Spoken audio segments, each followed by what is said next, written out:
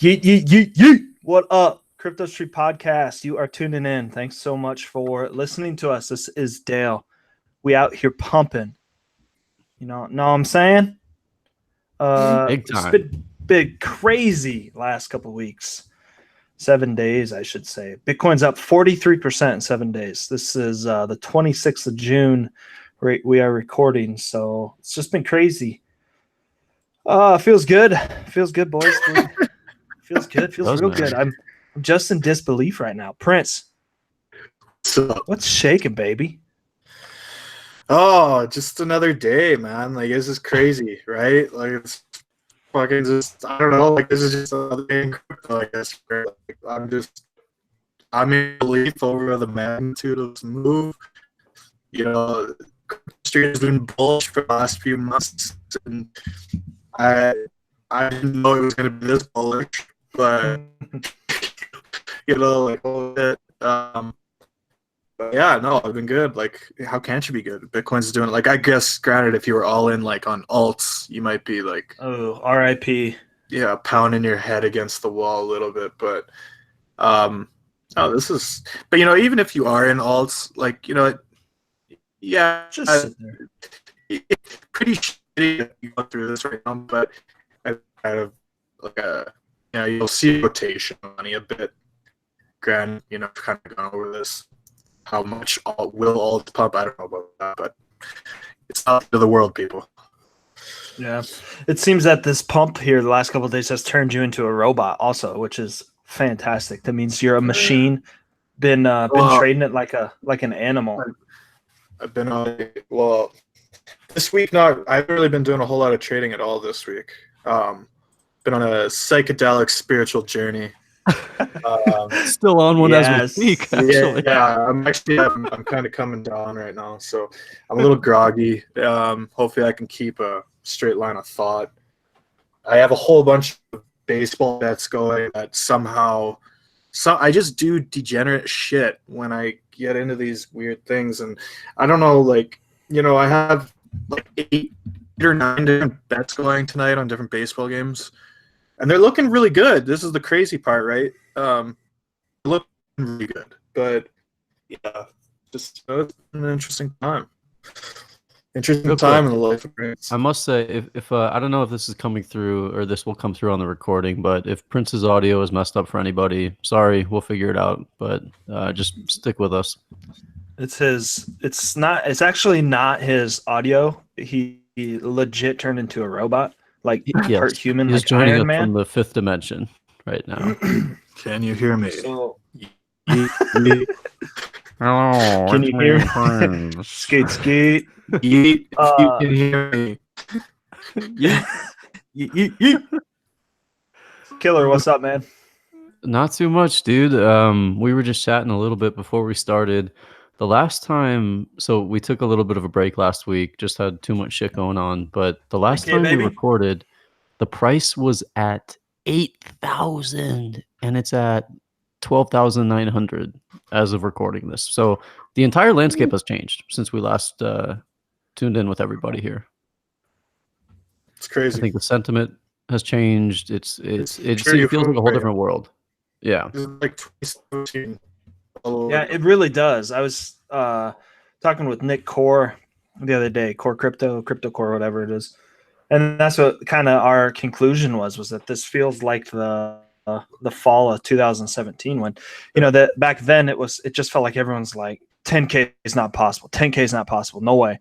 And then we were just approaching and everyone's like set shorts at 10K because it's gonna hit that and just get rejected hardcore. And I mean, that's just what I did. I tried shorting 11.5, thinking that would be the spot, and that got stopped out so fucking fast. That's the line I haven't tried to short since. It's just so. Yeah, and it's crazy how, you know, I deal with a lot of commodities, you know, Maine in particular, grain, on a daily basis, and it's crazy how there's just these strong psychological levels. Like, in the corn market, it was $4. Everyone's like, if we can break $4, you know, blah, blah, blah. Well, we're north of that today. But, you know, I know a lot of people, as soon as we got to $3.99, they're selling, you know, 60, 70% of their expected grain or corn at 399 or whatever the case may be. So it's just crazy how, and I think 10Ks, especially at first, in 17, 10K was just that level where it's like, okay, we've never been here. It's just such a psychological level. And I think now, that's 20K. Would you guys agree or disagree? Yeah, I I think can't believe where we are at the moment. So I don't know. I am in pure disbelief. Like, I'm very much, yeah. It's like we try to, figure out where we're at on that classic chart that you see all over the internet. The Wall Street bubble chart or whatever it's called. Sure as hell feels like disbelief. Yeah. It doesn't seem real, does it? no, it's happened so fast. And so, it's like, okay, what central bank is buying? What the hell? It's like you start wondering all these weird little things like, what the hell? Who is buying all this right now? What is going on? But yeah, this is insane, right? Like it's so much fun to be a part of, though. When it's going up, it's incredible. Not as fun. There's nothing it's like not it. as fun when it's going down, but it's crazy.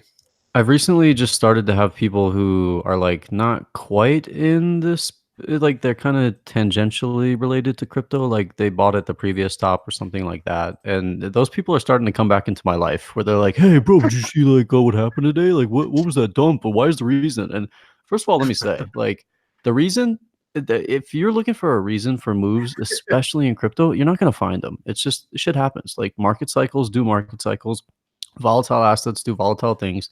And we search for a reason to describe them or explain them afterwards, but it just kind of is what happens. This is kind of crypto. You're gonna have these. It's like today we saw that $2,000 candle down, like absolute, and that was within like a 5-minute or a 10-minute candle. Like it was just absolute insanity, right? You remember Bitcoin supply it's very limited. Right, like the actual supply out there on the markets, it's small. So, and that's the thing when people are looking for, oh, well, why did it dump? Well, somebody just went and hit the sell button. It's like that's all it came down to, So, yeah, it's incredible to see. I mean, did you guys feel? How were you feeling when it was like pushing? Like 13.9 earlier today. Like what emotions were running through your guys' head? I was pretty drunk. I was well, I shouldn't say pretty drunk. I was pretty full. I was at a golf tournament all day, so I was like, and the people I was with are 100% no coiners. It was kind of like a work deal. So I'm like getting all giddy and excited, and they're like, "Geez, man, lay off the sauce." But it was crazy. I just, like Prince said earlier, I just can't believe we're here. I think everyone was expecting it in 2020. With the halving coming up and whatnot. So I just think that it's here already. I am a little concerned. And I know I'm probably going to get roasted for this, but like a bottom dropping out. I don't think maybe retesting in the 8,000 area. I don't think that's out of the question, but I'd love to just skyrocket. Don't get me wrong. I think, like, we are completely parabolic right now. Right? So, and this is, I think we have said this on the show before in past episodes where, when Bitcoin gets in these runs, this is the thing of, thinking, okay, well, it's gone up too much now, so I got to just short. It's just the worst way you could possibly ever think when it comes to Bitcoin.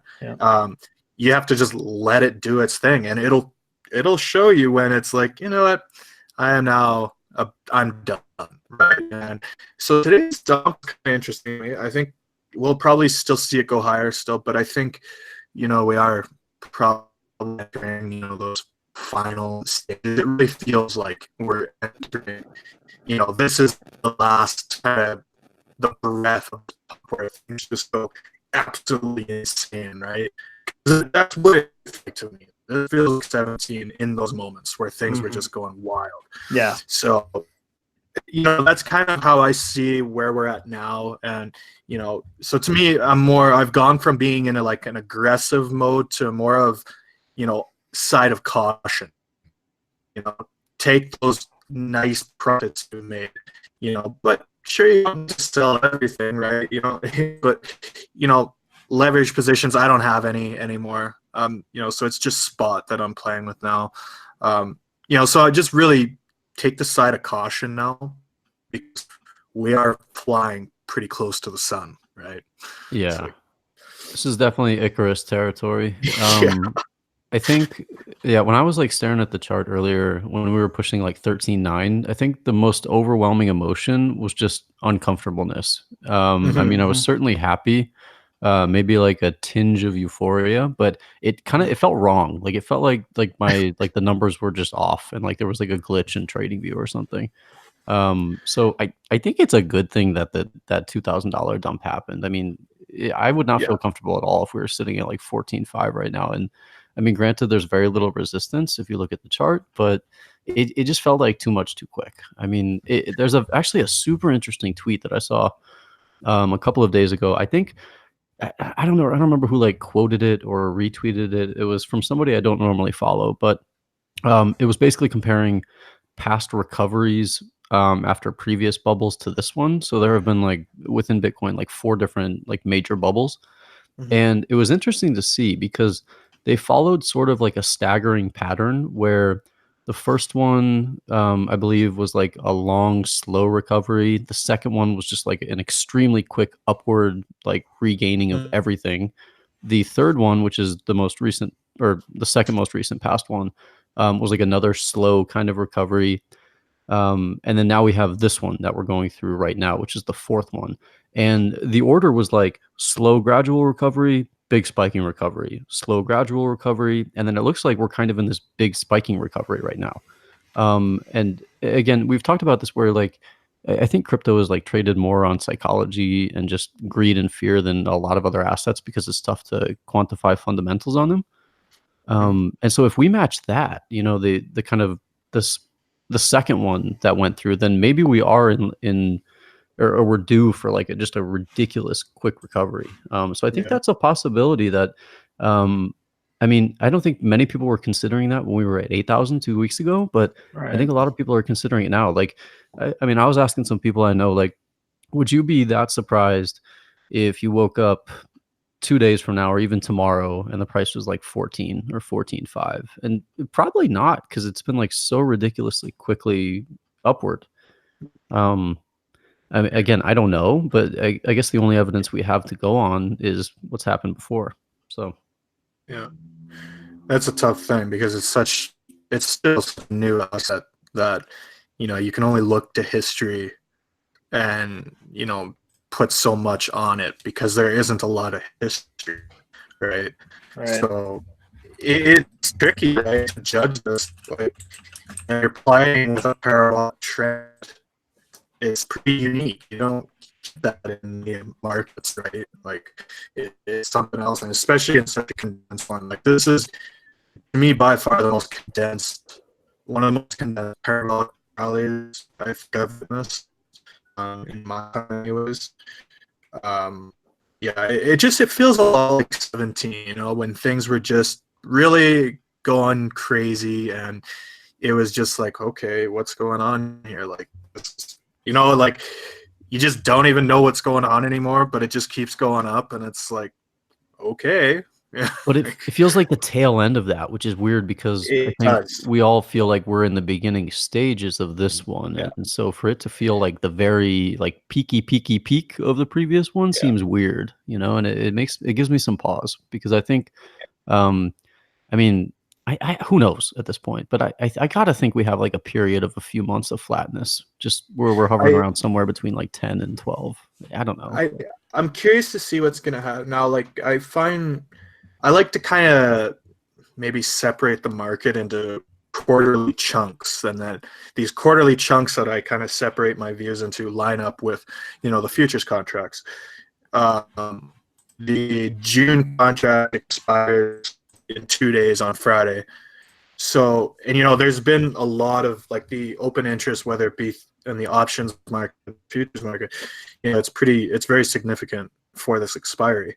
And pretty much this entire duration that these quarterlies have been around has been an insanely bullish trend, right? So my kind of theory has been from a while is like this trend will probably stay very bullish going right through that expiry. So now I'm curious to see, okay, what are we gonna do now? What expired, and then we're into the September contract, right?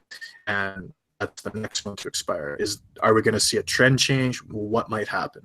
So these are just like little things I'm kind of watching, because I find a lot of times you can find a general trend when it comes to a certain contract, like different quarterly.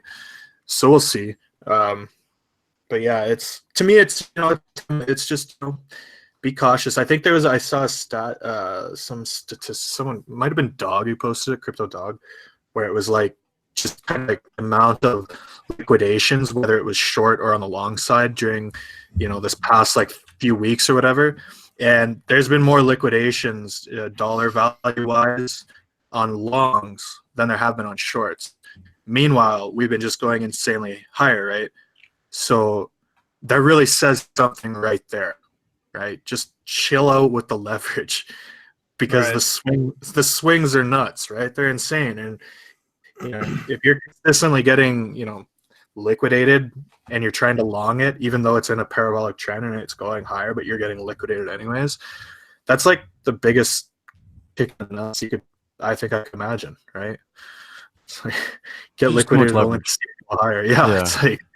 What's even going to be the bigger kick in the nuts is when these people that got liquidated sold some of their alt positions to, send it to Mex or Deribit or whatever, and then it gets liquidated, and then that alt that they sold or various alts starts just pumping like crazy. Yeah, it's been really interesting with the alts. The only alt I'm really holding, and I think I made it fairly known, like, is just really Leo is the main alt, but I don't even know if I consider that an alt at times. Pretty much an unregistered security in my opinion, but but it was interesting. So today I was kind of, in the morning I was looking at a few alts, and it was kind of, because you were seeing so much capitulation on alts across the board, like just straight up death, right? Totally. Like just absolutely crushed. I was on Binance seeing coins, and you could just see a list of coins down over like 20% in the last 24 hours.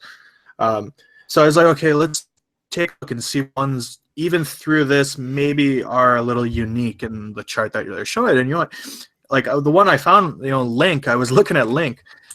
Now, there's quite a hype train behind Link right now, I've noticed. It's interesting, and I don't know anything about the project, but I'm looking at the chart, and I'm like, that's a pretty nice chart. If I was going to go out altcoin hunting through all this blood, and today I did, but it was just a quick flip because I managed to get it just before they announced their Coinbase listing. So it was a quick little move. But yeah, the chart is nice. Like, it's a good chart to me. So I was looking at that. I was like, through the blood, if you want to be selective and find the ones that maybe they don't make death look as bad. Link was one I noticed for sure. I was like, okay.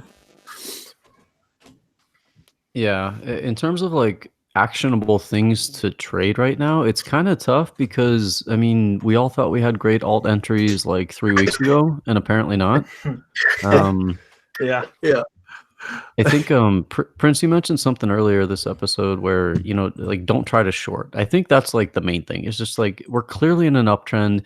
If you're trying to be like Mr. I'm smarter than everybody else and I'm gonna time the dips, you can do it, but good luck. It's fucking hard. Yeah, I'd I think say it was Angelo. Angelo had a good little thread about that recently. Angelo Bitcoin. Anyone doesn't know who that is, you should.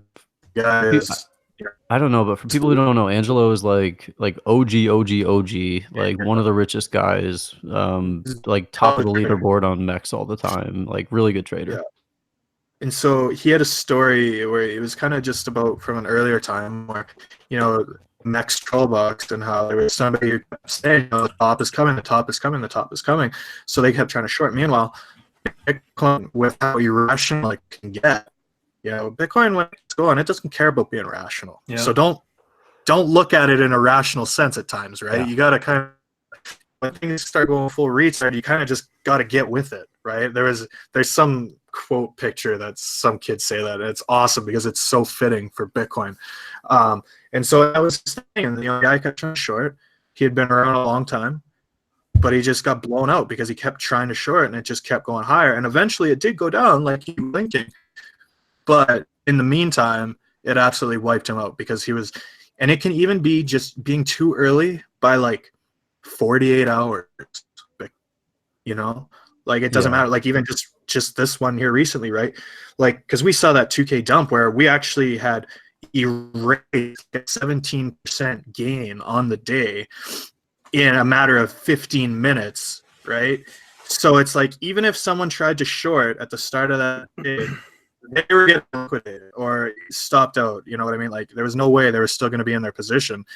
And then in a span of, 10 minutes, they would have been back at, say, break even. But, because of Bitcoin and how irrational it can get and how crazy it can move, it doesn't matter, even if you're 24 hours too early. Yeah. So here's, I pulled up Angelo's thing. He says, I'll just read it so everyone can have the context. In February 2017, a prominent bull figure in the BitMEX troll box called for 10K end of year, but basically Bitcoin at the time was $1,000. And it was on the verge of breaking its all-time high. This person, however, believed that the market had to correct first, so he decided he would short to 800 before longing. A known BitMEX well said to this person's logic, you're going to risk an opportunity cost of 9,000 per coin to make 20%. This person that was going to short to 800 was liquidated at $1,300 30 days later, at which Bitcoin hit 20K 10 months later. He was never heard from again. So very ominous. Yeah. I mean, and what really sticks out is you're going to risk an opportunity cost of $9,000 to make 20%. Mm-hmm.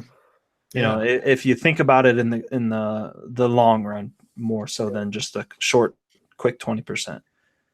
And what you guys are saying is so spot on, where it's like you can't spend all of your time searching for a reason or a rationale. It's like, because oftentimes there is none, I mean, it's just like you got to go with the trend. I mean, that's like one of the better truisms, I think, in trading is the trend is your friend until it's not. And it's like simple and cliche, but it's usually pretty accurate.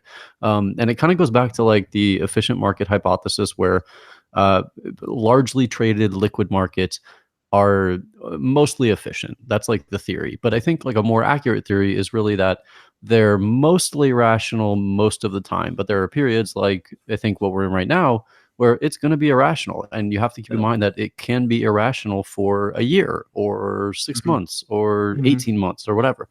And just like, don't try to fight it. I mean, I would say most people are best off just kind of taking low leverage, long positions. And maybe leverage is not a good idea, but if you are going to, then low leverage. I mean, exhibit A today, if you're overweight, you can have the right kind of inclination in terms of the direction and still just get wiped out. Like you guys were talking about longs being liquidated. We talked about this, I think, last time, Prince, too, where like you have to be disciplined on your position sizing. And if you quote unquote think you're disciplined and you keep getting liquidated, well, bad news. You're not disciplined. Like, yeah, exactly. It's and like it's tricky because I don't want to be the guy who says, well, when it gets in a parabolic kind of thing, you should be using leverage because but it's more of like there's a place and a time and there's an approach, and so it's all kind of unique to the situation. For me though, like my approach, when it starts getting the way it's been the last few days, where you can see a dump that's $2,000 and then it just cover that all in a matter of a few hours again, that's a situation that I look at and I say, what, it's not necessary. And we look at all the exchange issues that have been happening today through this, right? So, and this is just a clear reminder that we are not, as a space, kind of prepared yet as well as we could be to handle this type of volume across the board. I think Coinbase was like unusable for a little bit. It just like meltdown. Yeah, Deribit for like, I think this was the first time for Deribit where there was like nobody could get orders through. BitMEX is the same thing. It was just across the board. It was just a meltdown of exchanges, right? Because Dude. and this is the thing too, right? I don't want to ever get trapped in a situation where I might be in a leverage position and then all of a sudden there's just too much action going on and the exchange is just kind of, Oh god. you know, Yo, it's locking you into that position. You can't do anything about it's it, the right? worst. It is the worst That's- feeling. Oh man, it's so Yeah. bad. And you that's guys something I remember- don't think a lot of people take into account, right? When they're thinking about how they want to run these trades. That's a piece you got to think about.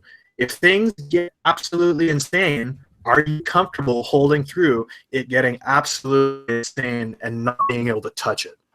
So, Yeah. I can think of some altcoins that I feel are like that.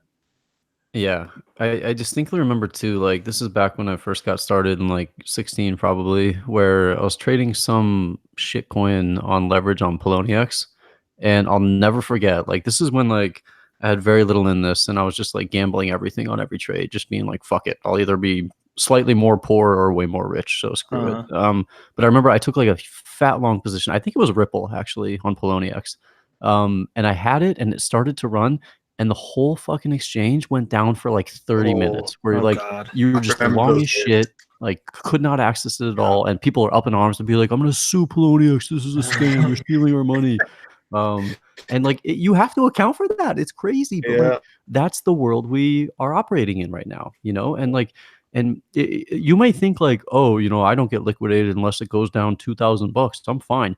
That's not enough because like I mean Mex was a mess last night, like and this is Tuesday night for anybody listening on Thursday, but I mean there was a period where not that I'm on there clearly, but if I was like it had a position open and all of a sudden you could log in but it wasn't showing any positions, it was showing a 0 wallet balance, and I'm like, I know I have something, I might, you know, and like and this was for like a solid 10 minutes where you just could not access your position, and if you tried to put in a trade it wouldn't even give you a rejection message, it would just have nothing happen. And then so I did that like a few times, like 2-3 times I hit like the buy, and from my perspective, what I was looking at, it looked like it was not going through. And then I finally got it to kind of cooperate, and of course, every single one went through. So I had a position way bigger than I intended to have. And I mean, imagine that happening with a candle like we saw today, where you're unknowingly taking a way too big position, and then it's dumping like crazy at the same time. And it sucks, but that's kind of where we're at with where this industry is. It's kind of, you know, and it's another thing to even kind of latch onto that. You know, maybe you have a position too big, you don't even realize, and then it's dumping like crazy on you. Another thing is like, you know, the people who are like, well, I'm going to place bids here and it should get hit. And then, oh, next thing you know, yeah, your bid got filled, but you're already down another $1,000 per Bitcoin on your position. And it might be going down even more on you. And, you know, so that's the case where you hear stories of people who, it's like, well, I had a big build and it was liquidated right away. It's like, you know, you hate to laugh, but you know, it's because like you can't do anything. The books get so illiquid at certain times when these moves happen. The spreads become absolutely insane. The slippage is ridiculous, and so yeah, you'll have people who will get filled right away and then be liquidated instantly because and maybe they can't even do anything about it. It just happens. You know, they can't even access. Yeah. And the thing is, like, we hate on this stuff, but like, we can't. It's not like a bad thing because this kind of nuttiness and volatility is what makes this space attractive to traders in the first place. Because there's nothing else like it. Right. And so it's kind of a necessary evil, I think. And I think we'll kind of look back and, you know, when this kind of finally gets boring, where it's like trading like one of the Dow 30 stocks, it's going to kind of suck because, I mean, yeah, it'll be predictable and it'll work and you won't get locked out while trading, but it's not going to have that kind of like, whoa, I'm in something different right now. Like this is way different than what I'm used to. I find it pretty funny to see because now, you know, the classic, you remember when the futures came in, CME futures, and what I think someone who was kind of leading that was like, well, we're going to tame Bitcoin, right? So, okay, Bitcoin was on a huge bear market, you know, kind of it's just dying, right? Everybody's like, get out of here. This is the future's fault. Well, now we're kind of seeing a huge fuck you to the futures traders over there who have been trying to short this, because something interesting that's been happening is we're finding that, you know, Bitcoin's getting some of the highest volume days on weekends, right? While the CME is closed. So you got these people who are initiating positions going into the weekend, and then immediately once their market closes, boom, it's just flying, right? And on significant volume. It's been like that now. Like this month has been really weird, where it's not the weeks that's the crazy point, it's the weekends. It's when the CME is closed. And so, you know, and every day it opens up on the end of the weekend and we're gapping up again. And any shorts who are holding over the weekend are just pulling their hair out, because it's like you can't do anything. So I kind of look back at that, oh, we're going to tame Bitcoin. And I laugh because, you know, it's kind of just going such full circle right now, where it's like, no. Like Bitcoin's going to do what it wants to do. And it is proving that right now, like just so perfectly. I have a theory that like a lot of that, and this is based on nothing but just like what my mind has rummaged up, but I have a theory that a lot of that is people in finance who are trading on the weekends because they know they're good at trading and they have disposable income because they have good high paying jobs. There's this whole meme about like institutional money, like, oh, is institutional money coming? And even if it's not like the actual company's money, if it's the employees' money who like they make a good salary, that can have a huge impact. I mean, this is still a relatively small market. And I think you have a large influx of people who witnessed this. They viewed it in 2017 or 16, and they went, you know, this looks interesting, but I'm not quite ready to jump in. But they've been looking at it through 18 and they've been monitoring it. And I think some of those people are coming back. And again, these are people with high paying jobs and they have disposable income. So they do have the capital to push something like this. And again, I have no inside information on that. I don't know, but that's just kind of my theory.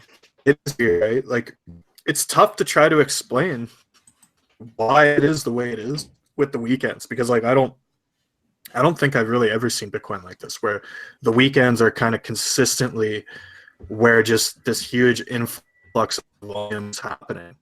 Yeah. To me, that's pretty new, and it's really interesting. Like, I don't even know what to make of it. I know a good middle thing, anybody trying to short through the weekend on CME. Yeah, and I think like another thing I've been looking at, like in general, you got to think like that's a terrifying thought, holding a position, whether it's long or short, with the CME over a weekend with Bitcoin when you can't even do anything. Like, that's just mind-blowing in a sense, because it's a hazard, right? When the rest of the market is going just normally, but then you have that where, you know, you're going to shut down for the weekend. I'm curious to see, you know, who knows if it'll ever happen, but if this keeps up, like, the TV is going to have to make that trading, you know, 365, because how can it is a hazard for traders in a sense over there. Yeah, for sure. So let's jump back like a little bit. So today, this is Wednesday. We saw the run up from, I think this morning US time, we went from like 12.8 to about 3.9, which is ridiculous to think about. But we had that massive dump from 3.9, 13.9 down to, it looks like 11.6 ish. And now we are hovering right now at about 12.6. So what are your guys' thoughts on like where we go from here? Just gut feeling or based on whatever? Dale, you first. Well, you know, I mean, I think I'm gonna sound like an idiot, but I think we're gonna do one of two things. Obviously, I think we're gonna either continue really the parabolic uptrend, I think, is option one, and I think you know, I'm gonna say it. Might be an idiot, but I think we'll get a new Bitcoin all-time high this year. That's option one. Or option two, which could, you know, eventually, it's not like I'm going to say we're going to just have this big red candle down, but I still think we could maybe come back down into the, you know, mid to upper 8,000 range. If we get down there, I think then we're going to springboard from there up and then break the all-time high. So essentially, I think that Barney tweet that he has where he shows all those arrows and pretty much says that Bitcoin's going to do one of these things. I know that's really what I just said there is we're either going to go up or we're going to go down and then back up. But, that's just my thought. I think we could see here. I'm looking at the chart. Yeah, I think we could see 14K by, beginning of June. July. Or July, I mean, sorry. Yeah. I think we could see that. I think we're gonna see some really insane volatility continue.